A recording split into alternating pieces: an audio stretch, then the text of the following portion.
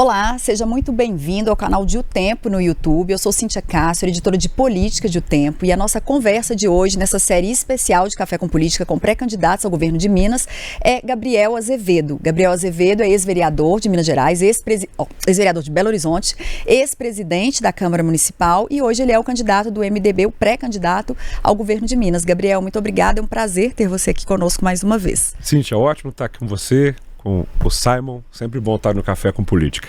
Simon Nascimento, nosso repórter de política, nos acompanha em mais essa entrevista. Obrigada, Simon. Obrigado, Cíntia. Obrigado, Gabriel, pela presença. Gabriel, assim como a gente está fazendo com os outros pré-candidatos, eu queria que você começasse de uma forma sucinta, contando para quem não te conhece, ou mesmo quem te conhece, quer saber um pouco mais do seu histórico, como que você entrou na política, quais que são os passos importantes de Gabriel Azevedo até chegar a pré-candidato ao governo de Minas. Claro, eu tive como primeira função pública servir ao governo de Minas Gerais como subsecretário de Estado para a Juventude.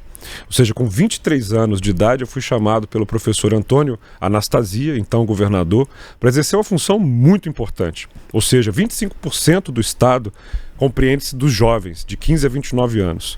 Programas para reduzir a evasão escolar, para diminuir a mortalidade por crime entre jovens de periferia, programas para incentivar o contraturno escolar, isso ao longo de um estado com 853 municípios e mais, não só impondo a política pública, mas ouvindo aqueles jovens que participavam. Então foram 4 anos percorrendo todo o interior mineiro, de 2011 a 2014.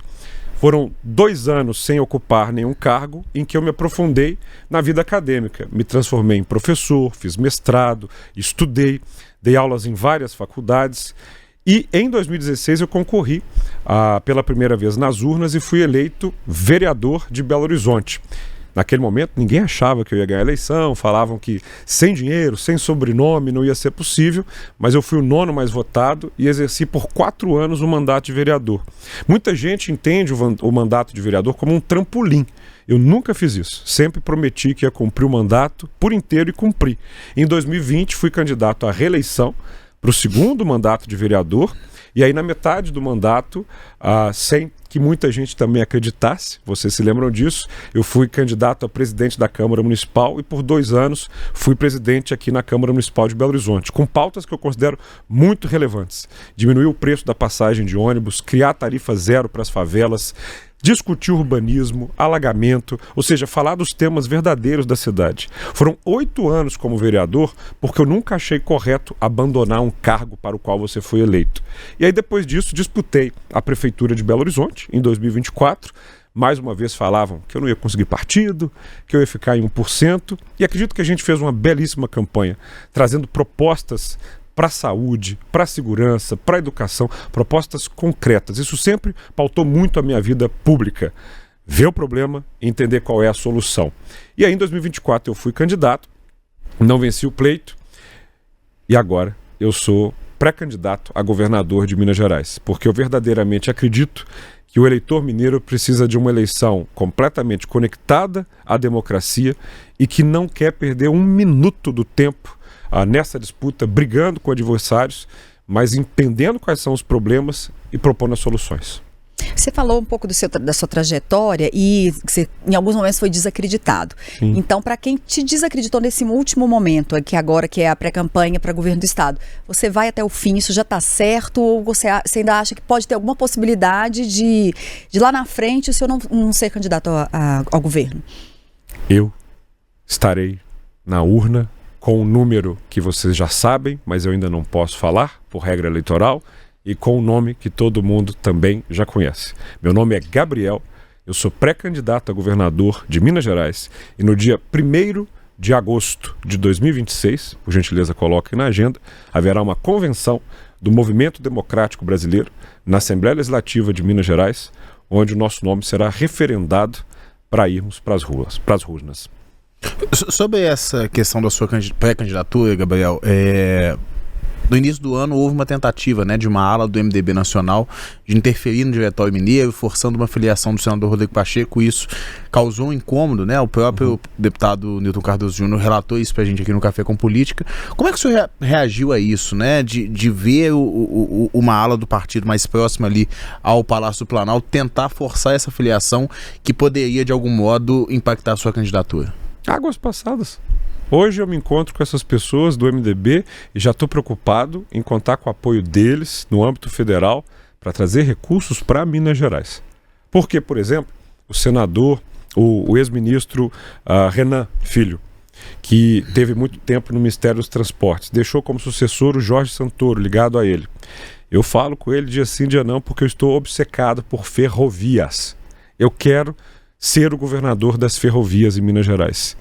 E imagine se eu vou ficar lembrando o que aconteceu no ano passado, quando eu quero obcecadamente trazer isso para o povo mineiro. Ferrovia exige articulação em Brasília, partidária, entender o problema. Vou te pegar um exemplo.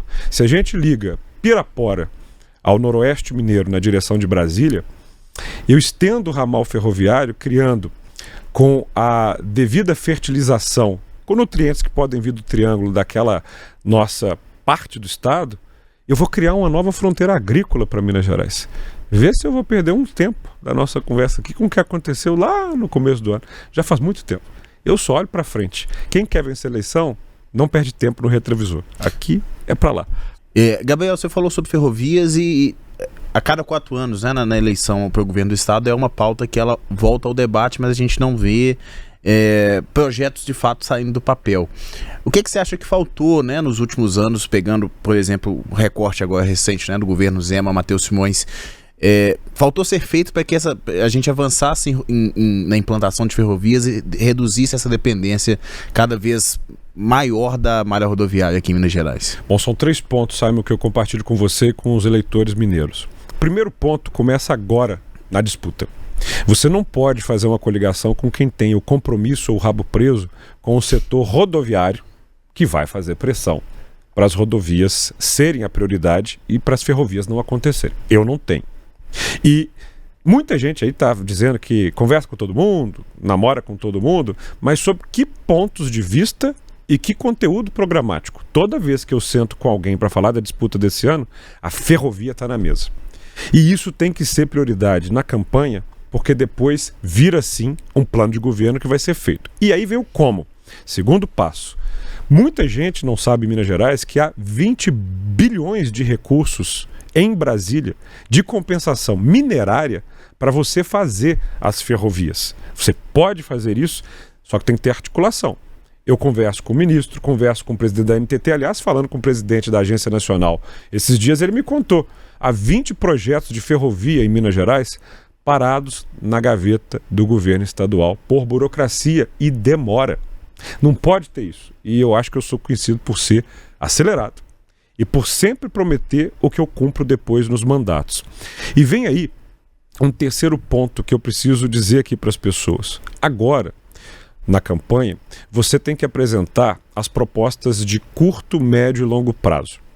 Imaginar que eu, em 4 anos, vou simplesmente fazer com que o estado de Minas Gerais tenha todas as ferrovias que nós sonhamos, é mentir para o eleitor.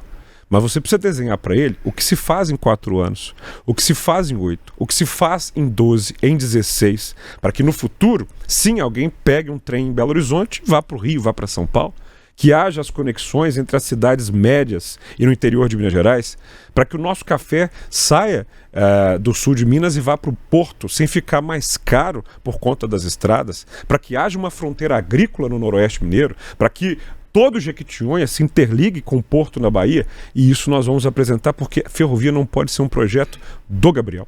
Tem que ser um projeto de Minas Gerais. O povo mineiro tem que abraçar isso, porque poucas coisas, sabe, me deixam tão tristes quanto eu estou viajando para o interior mineiro e vejo as estações de trem abandonadas. Até os anos 80 nós tínhamos 20 linhas de passageiros. Nós temos lá, as estações estão lá, os trilhos, muitos estão sendo roubados, mas ainda continuam lá. Por quê? Por quê? Porque isso não pode ser um tema que divida a sociedade. E aí aproveito para dizer, a ferrovia e a defesa delas é de esquerda, é de direita, é de centro, é de Minas Gerais.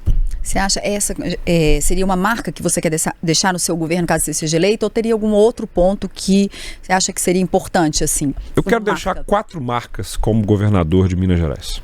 Profundas, e já as adianto aqui, ó, numa triangulação circundada de algo fundamental. Primeiro, eu já falei infraestrutura. Tratar a ferrovia como prioridade. Mudar o processo licitatório do nosso modelo de construção de estradas e de manutenção de estradas. Tudo isso baseado num fundo que vem da mineração. Já expliquei isso algumas vezes, mas não dá para não tratar o recurso que a gente tira de mineração como poupança. E a partir dessa poupança usar os seus dividendos, os seus lucros para uma manutenção de infraestrutura. Aliás, parabenizo o Jornal Tempo que está conduzindo esta semana um belíssimo seminário do quanto a infraestrutura amplia a nossa capacidade econômica, e é só com a mudança econômica de Minas que nós vamos sair de um resultado de dívida e dívida e dívida, que não é só um assunto fiscal, é um assunto de estrutura econômica. Primeiro ponto do triângulo. Segundo ponto do triângulo, eu quero tratar a educação de um jeito diferente com que esse governo tratou. Não adianta fingir que o professor está ensinando e fingir que o aluno está aprendendo. A gente tem que verificar ano a ano se o aluno que está em sala lê, interpreta um texto, soma.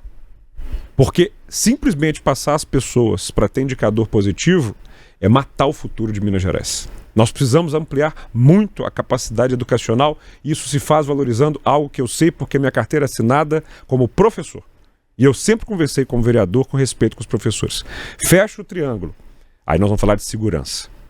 Eu não tenho o menor receio de dizer que aqui está um cara que está do lado da polícia, mas não para fazer post na internet quando chega a eleição. Eu sou filho de um ex-policial civil, como eu sou filho de uma professora aposentada. Ela de Araguari, ele de Pirapora. Eu aprendi com meu pai, sem investigação, filho, não tem combate à criminalidade. O que este governo faz com a Polícia Civil de Minas Gerais é uma vergonha. E essa polícia tem que ser valorizada com uma investigação que vai fazer aí sim o criminoso se arrepender e ser preso. Porque hoje, vocês já viram o golpe de celular, né? É uma febre em Minas Gerais. Golpe de celular, golpe de WhatsApp, e aí a pessoa vai lá na Delegacia de Crimes Cibernéticos, faz a denúncia, e aí? E aí que tem 181 presídios nesse estado, um tem bloqueador. Em 180 nós temos um lugar fértil para os crimes prosperarem. Em 8 anos isso não foi modificado? Infraestrutura, educação, segurança, circulados por saúde. E uma saúde que está custando caro para Minas Gerais porque não se dá a devida atenção, repito a palavra atenção várias vezes para concluir, atenção primária. A atenção primária, só para fechar, Cíntia, é simplesmente garantir. Você está com quantos anos, Simon? 30. 30 aninhos. Como é que andam os seus exames de colesterol? Estão em dia? Em dia. Ótimo. Se o Simon está com colesterol em dia, ele não vai ser para o Estado um problema daqui a pouco de um infarto ou de um AVC. Para eu operá-lo após um acidente vascular, eu vou gastar muito. Para depois fazer o processo de reabilitação, eu vou gastar ainda mais. Agora, se eu garantir que ele tenha uma vida física saudável e que se alimente bem, aí o Estado está usando esporte, urbanismo, para não gastar de maneira burra na saúde. Portanto, atenção primária, que não é só cobertura, é uma atenção eficiente que não deixa o gasto de saúde ficar caro. Esse é meu triângulo circundado por uma ideia, força, para a gente cuidar de Minas Gerais. E você consegue ter uma ideia, por exemplo, quando você fala especificamente de todas essas áreas, mas da segurança pública, né? A gente faz muitas matérias, a gente recebe muitas críticas dos servidores, dos profissionais da segurança em relação ao salário, ficaram, né, insatisfeitos com o reajuste que o governo concedeu, num estado que entra o ano com déficit, que tem uma dívida enorme com a União. Como investir nessas áreas essenciais em um estado que falta dinheiro no caixa para isso? Nós estamos diante de um governo que traiu a polícia. Ponto. E que nunca terá respeito das forças de segurança pública de Minas Gerais. Eu estudei no colégio militar. Eu sei o que é hierarquia e eu sei o que é disciplina. E eu sei que palavra, quando é dada, se cumpre. Este é um governo que enviou para a Assembleia um projeto de aumento salarial e depois vetou. Isso não se faz. E para além disso, este é um governo que prioriza a briga com o governo federal ao invés de somar forças para enfrentar o crime. Se eu for eleito governador, eu me somo aos esforços para criar o Sistema Nacional de Segurança Pública, ao contrário do que este governo está fazendo, porque bloqueia essas tentativas. Para tentar atrair investimento. O crime está organizado. A federação tem que se organizar também.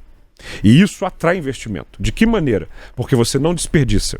Eu tive esses dias na Superintendência da Polícia Federal, a convite, ok? Aqui é um político livre do Banco Master. E conversando com o superintendente, ele me mostrou um conjunto de operações que ele, a Polícia Militar, a Polícia Civil desenvolveram em trocamentos rodoviários, em áreas de mancha de crime, em apreensão de pessoas, de mercadoria, que me deixam a certeza daquilo que eu defendo para a segurança em Minas Gerais. A integração, a valorização da inteligência, da força investigativa e como fazer, já que nós estamos raspando o nosso limite prudencial dos valores pagos aos nossos servidores públicos. Eu insisto, nós estamos diante de uma quinta oportunidade de ciclo econômico, que tem a ver com terras raras, que tem a ver com nióbio, tem a ver com mineração, sim. Isso não pode escoar de Minas Gerais sem deixar aqui fundos específicos para tratar os problemas da nossa sociedade. Fundo não é criar um lugar onde você coloca o dinheiro para tirar o dinheiro do jeito que ele está ali. Não. Fundo é um lugar que vai trazer rendimento e a partir desse rendimento você investe. O Fundo da Segurança Pública Mineira tem que existir em completa sintonia com o governo federal para que você tenha capacidade de equipar, de criar ambientes de inteligência, de não deixar os prefeitos de Minas Gerais pagando o combustível das viaturas, porque é o que está acontecendo. Isso é uma vergonha. Então, ser o governador que valoriza a segurança é estar do lado da polícia, sim, mas isso é diferente de se fantasiar de policial numa operação. Duvide muito de um político que se fantasia numa operação policial e vai a campo. Sabe por quê? Porque ele está desperdiçando homens a campo. No sentido em que, claro, se o governador está presente, são mobilizados vários agentes da Força de Segurança para garantir para ele proteção. Além, claro, de todo o aparato para registrar e mostrar que ele de fato está do lado da segurança. Não é isso que a Polícia Mineira precisa. A Polícia Mineira precisa, sim, de bons salários e é preciso fazer uma reparação do salário. E eu deixo claro esse compromisso dentro da responsabilidade, aliviando o caixa e fazendo a parceria com o governo federal para você ter essa força alimentada. E mais do que isso, você precisa de investigação. A Polícia Civil de Minas Gerais está sucateada por uma decisão deliberada deste governo que gosta do espetáculo na mídia social, gosta de lacrar, mas não está do lado da polícia. Você falou anteriormente, Gabriel, sobre aumentar a capacidade educacional de Minas e aí nesse governo, né, no governo do ex-governador Meuzemi, agora no início, né, da gestão do Matheus Simões, a gente teve o leilão aí de escolas, 95 escolas estaduais na Bolsa. A gente tem uma insistência do atual governador muito grande em torno do projeto de escolas cívico-militares. Esses dois modelos, como exemplo, eles seriam capazes, na sua opinião, de aumentar essa capacidade educacional do Estado? Aonde que está, se tem, né, algum erro, aonde que está esse erro na condução desses projetos e como aumentar essa capacidade e se isso passa de fato por projetos como esses? O legado deste governo na educação é a corrupção. Vamos falar de um jeito bem sincero aqui. No último dia em que eu vim neste Café com Política, é só buscar. Eu alertei. Há algo de errado. Está chegando para ser secretário de Educação de Minas Gerais uma pessoa que eu nunca vim aqui. O que ela veio fazer? E aí? Tudo já veio à tona. Fraude, material didático que não funciona, o velho jogo de quem fala muito de educação, mas não atua. Eu não quero ser só o governador da rede, eu quero ser o governador da aprendizagem. Isso não é só contratar militares aposentados para fazer o papel de disciplinário. Esse não é um colégio militar, o que se propõe. É um colégio sabor militar. Eu sou aluno de colégio militar. Eu sou da família Garança. O Colégio Militar de Belo Horizonte do Exército Brasileiro não é excepcional porque eu usava uma farda, porque eu era da cavalaria, porque eu desfilava, marchava ou prestava continência. O que eu fiz com muito orgulho. Era excepcional porque os professores eram valorizados. Porque eu, em sala de aula, era medido o tempo inteiro na minha aprendizagem. Porque havia um sistema sociopedagógico para compreender quais alunos estavam ficando para trás. e tinham que seguir. Havia aulas de reforço. Não era simplesmente a questão de uma estética militar. Havia uma disciplina pedagógica. E isso só se faz com um professor valorizado que dialoga. E no governo estadual, fingir que se faz um colégio sabor militar não funciona. Simplesmente entregar a rede para questões de mercado também não se mostra eficiente. Juntar os alunos no Mineirão para dar uma aula para 60 mil pessoas, para fazer um vídeo de campanha eleitoral, então, nem se fala. Mas existe uma coisa que é muito eficiente em educação, e eu sei porque eu estou na sala de aula: o professor. Quando eu chego em sala de aula, hoje pela manhã, estava lecionando a última aula do semestre. E escrevi, inclusive, para a coordenação algo que eu não esperava há alguns anos. Preciso me licenciar, pois serei candidato a governador. Os alunos vão fazer a prova final daqui a uma semana. Todos os alunos vão passar. Não porque eu sou um professor bonzinho, mas é porque eu presto atenção nos alunos. Eu tenho alunos atípicos e nós precisamos falar disso com seriedade. Os professores de Minas Gerais precisam ter um curso muito eficiente para abarcar as famílias atípicas, porque as mães atípicas hoje fazem um papel de Estado. Eu não vejo este governo abraçando as famílias atípicas. Do que adianta falar de uma escola militar ou sabor militar quando uma das necessidades é cuidar das famílias atípicas? Não é o fato de ser sargento ou ex-policial que vai garantir que uma pessoa com TEA tenha mais aprendizagem. E eu estou preocupado com esse aluno que tem TEA, com o professor que tem que lidar com ele em sala de aula, porque eu sei o que é preparar material, preparar prova, corrigir prova, lidar com o aluno que está tendo com problema de família. Então, propostas muito claras para a gente melhorar a educação. A fusão da escola com assistência social. Às vezes, o problema que está na escola é do CRAS. E o CRAS está em outra estrutura. Você tem que ter um núcleo de aproximação entre assistência social e escola, porque o papel do professor não pode ser simplesmente substituir a família. Ele tem que estar preocupado em passar a aprendizagem. Você sabe que em Minas você tem uma função de fiscal da escola, que hoje está relegada a alguém com a prancheta que vai ver se o telhado está ok, se a parede está ok. Mas quem está verificando se os alunos aprendem? Essa verificação da aprendizagem tem que ser verdadeira, sem medo dos indicadores de Minas despencarem. Porque o tal de passar de ano sem saber, comigo não. Comigo tem bomba. A bomba, ela não é um problema.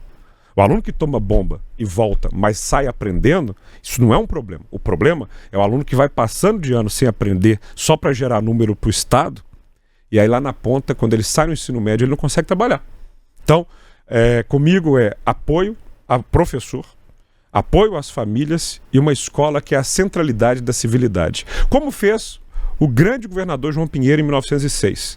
Vocês sabem que eu sou meio apaixonado com isso. Esses dias eu estava até lá no Palácio da Liberdade e fui contando brevemente a história de todos os governadores, do Cesário Alvim, passando pelo Afonso Pena, Augusto de Lima, e parei no João Pinheiro, que de tão importante que foi, teve o seu nome substituindo a Avenida da Liberdade, que conectava o Palácio à Praça da República, a Avenida João Pinheiro em homenagem a ele, porque em 1906 ele fez um plano que revolucionou a educação mineira. Ele criou os grupos escolares. Grupo Escolar Afonso Pena, Dom Pedro II e tantos outros que modificaram a história da educação em Belo Horizonte. Por quê? Porque ele entendeu a escola como uma centralidade de desenvolvimento cívico.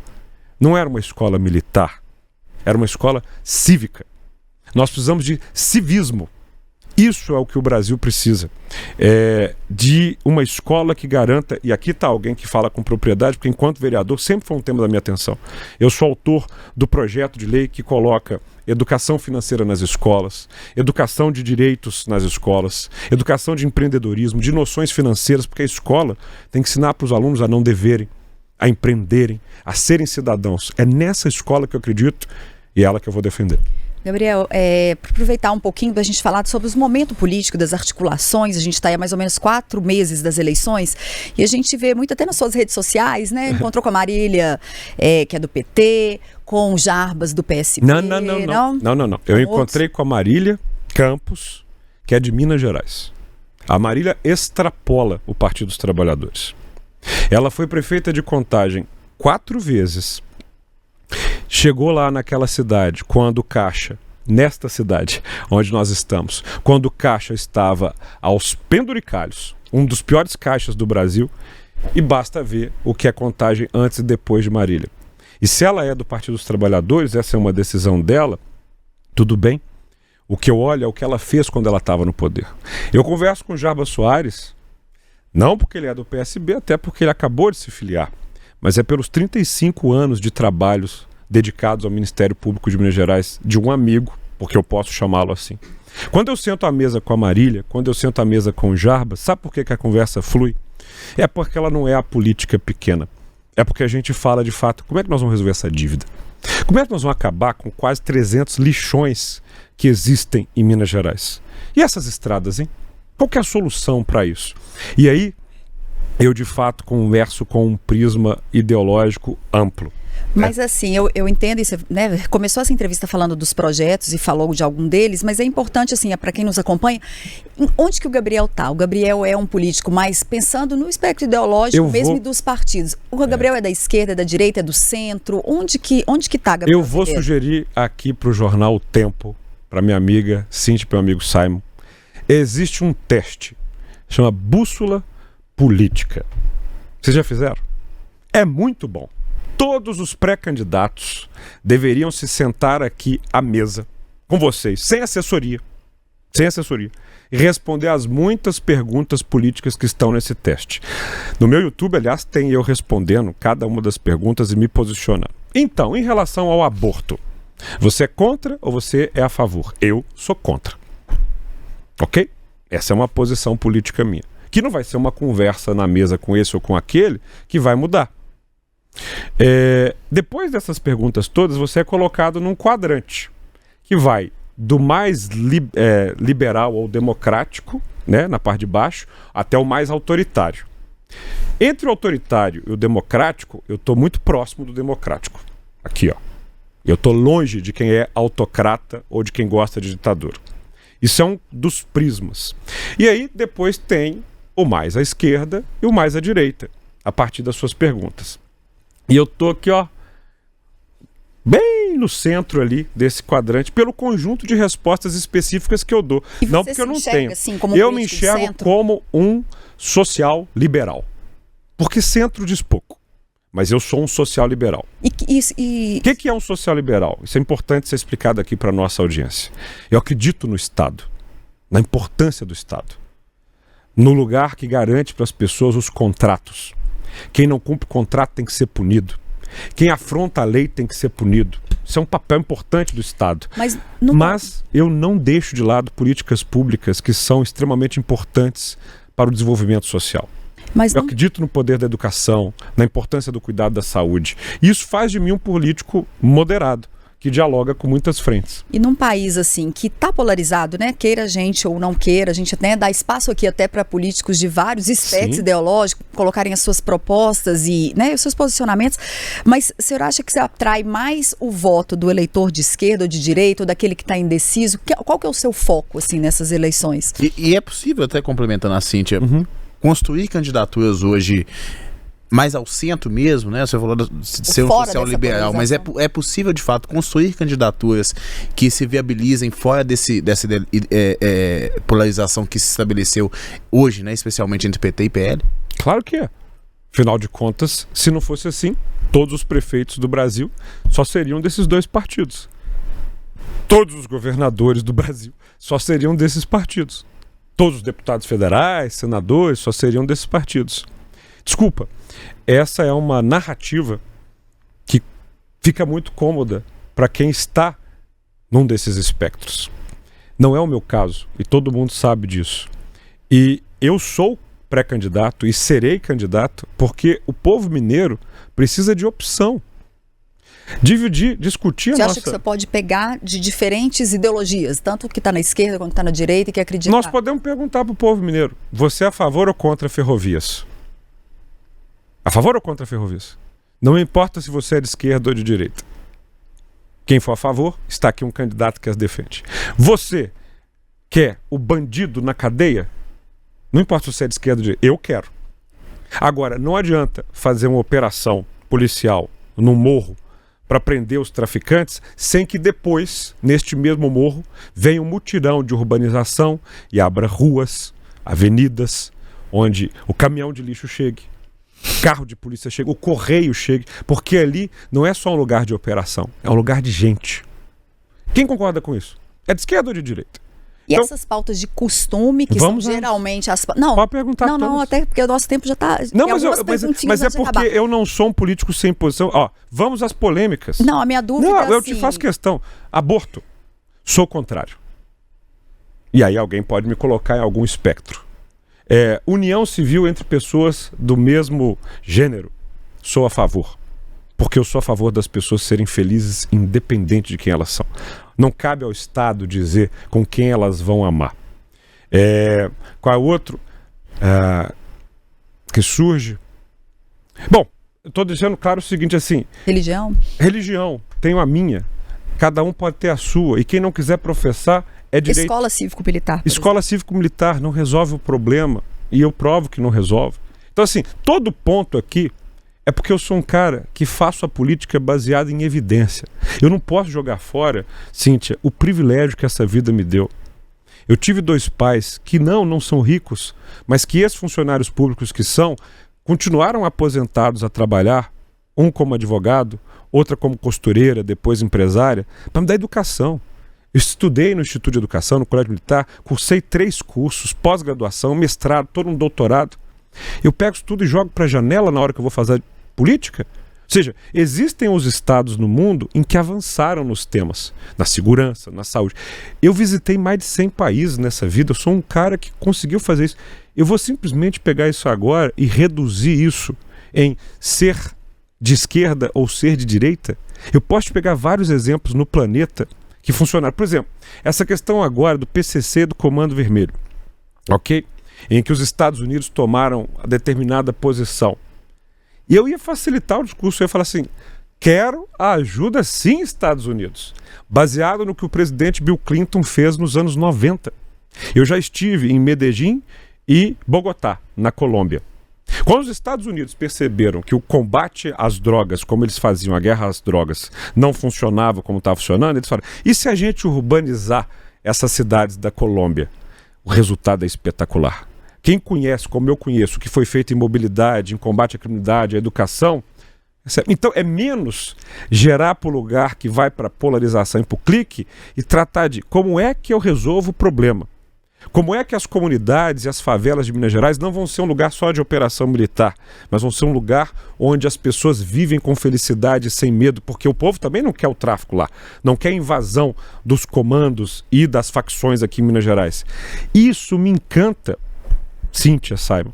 E não tem quem me tire do lugar de ser um candidato com propostas. E esse candidato com propostas hoje aceitaria uma composição com o PT? E se aceitar, como que fica as conversas com outros partidos como PSDB, União PP, enfim, como que fica essa articulação caso você avance, né, nessas conversas com o PT? Eu emendo, desculpa, Gabriel, só para complementando, o que está mais próximo hoje? Assim, de qual partido, concretamente, que você acha que está mais próximo de compor ou não? Eu tenho que dizer que vocês vão ter que fazer essas perguntas para os partidos, porque eu não seria ousado aqui de falar por outra legenda. Falando de coração para vocês. Eu respondo pelo MDB, em que eu sou o presidente do MDB de Belo Horizonte, respeito muito o meu presidente estadual, o deputado Nilton, converso diariamente com Baleia Rossi, presidente nacional do MDB. O MDB está decidido. Nós vamos oferecer nessa disputa o nome que vai compor uma chapa como candidato a governador. É o meu. Não há prévias, não há divisão, o partido está unido, avançando no interior com uma militância, mão da brasa, a quem eu aproveito para mandar um grande abraço aqui, está empolgada com isso tudo. Para compor com outras legendas, Cíntia, antes de partido, antes de cor, antes de lado, é proposta. Eu tenho um economista, o Marcos Lisboa, nós estamos desenhando um projeto de governo. Eu tenho um ambientalista, professor Junqueira, que está comigo criando a questão da política ambiental, tema do artigo dessa semana aqui no jornal. Fiz um seminário sobre isso. Quando eu converso com a Marília, eu não posso deixar de negar para vocês aqui que há um afeto mútuo. Dela comigo e eu com ela. Ela não é candidata a governadora e não vai se submeter a nenhuma pressão para ser. Ela deixou a prefeitura de Contagem para ser candidata a senadora. E posso afirmar com todas as letras, enquanto mineiro, eu ficaria muito orgulhoso de ter uma mulher desse quilate no Senado Federal. Ótimo, Gabriel. Para terminar mesmo, que nosso tempo já acabou, mas a gente não pode deixar de fazer essa pergunta que a gente está fazendo para todos de uma forma sucinta. Eu queria que você que pleiteia esse cargo de governador do estado, qual que seria um erro e um acerto do ex-governador Romeu Zema? O principal erro do governador Romeu Zema, que eu, com a humildade de quem nunca exerceu o cargo de governador, posso assegurar, porque compreendo a dimensão da história política de Minas Gerais, é justamente ter colocado a política para fora do Palácio da Liberdade. Não é simplesmente ter feito com que o Palácio das Mangabeiras não fosse mais uma residência. Isso tá tudo certinho. Mas tratar a política como algo errado e fazer as pessoas odiarem a política é um caminho muito ruim para quem ocupa a cadeira do Palácio da Liberdade, que é um templo da democracia brasileira. Isto é ruim. Como é ruim não conversar com os servidores, não fazer a nossa essência mineira do diálogo valer a pena. Se não dialoga, mineiro não é. Mineiro que dialoga sempre. Em relação aos seus acertos, eu acredito e falo isso com o governador quando eu o encontro. O governador Romeu Zema, ele conseguiu, em 2018, representar para as pessoas uma opção. Em 2018, quando o governador começou a sua campanha, ninguém acreditava nele. Ninguém achava que ele ia até o final. Mas ele persistiu e garantiu justamente algo que talvez eles não valorizem tanto, o jogo democrático. Muita gente naquela oportunidade queria encerrar a campanha apenas com 2 candidatos. E o Zema falou, não, eu sou uma opção. E venceu. Nisso, ele me inspira. No sentido em que a persistência, a coragem e a verdade olhando nos olhos do eleitor muda qualquer resultado eleitoral. Eu estou, meus queridos, com sangue no olho. Eu vou para os debates, para a campanha e para essa jornada eleitoral com um coração mineiro repleto de energia e de vontade de propor o melhor para o povo de Minas Gerais. Um último ponto aqui, Gabriel, você citou o Zema em 2018, ele fez um aceno no último debate aos eleitores do ex-presidente Jair Bolsonaro.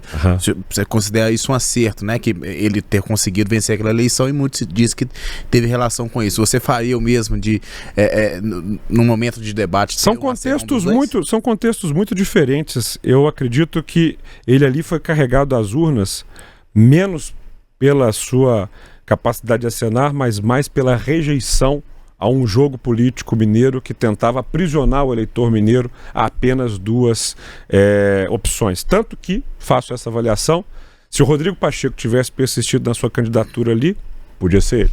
Se o Márcio Lacerda pudesse ser o candidato ali, podia ter sido ele. O sentimento estava no ar. Como há um sentimento hoje no ar em Minas Gerais. Esse povo é livre, não é conduzido, gosta de liberdade, colocou isso na bandeira. Eu quero ser um governador que entende o tamanho dessa bandeira, o peso dessa bandeira e que sabe que liberdade é inegociável, ainda que tardia. Muito obrigada, Gabriel Azevedo, pré-candidato do MDB ao governo de Minas, ex-vereador e ex-presidente da Câmara. Obrigada e até a próxima. Quando quiser voltar, a gente está aqui no Café com Política. Eu voltarei com gosto. Gente, prazer estar com você, Cíntia, prazer estar com você, Simon. E claro, me sigam, viu? Nas mídias sociais, @Gabriel Azevedo, você vai me achar no Instagram, no TikTok, no X, no Facebook, porque por enquanto eu não posso pedir o seu voto, mas para você seguir eu posso pedir, segue lá. E a vocês que nos acompanham, muito obrigada. Essa entrevista vai estar disponível na íntegra no nosso canal de O Tempo no YouTube, também nas nossas redes sociais, no portal otempo.com.br, no nosso jornal impresso. Muito obrigada e até a próxima, e amanhã tem mais outro pré-candidato ao governo de Minas.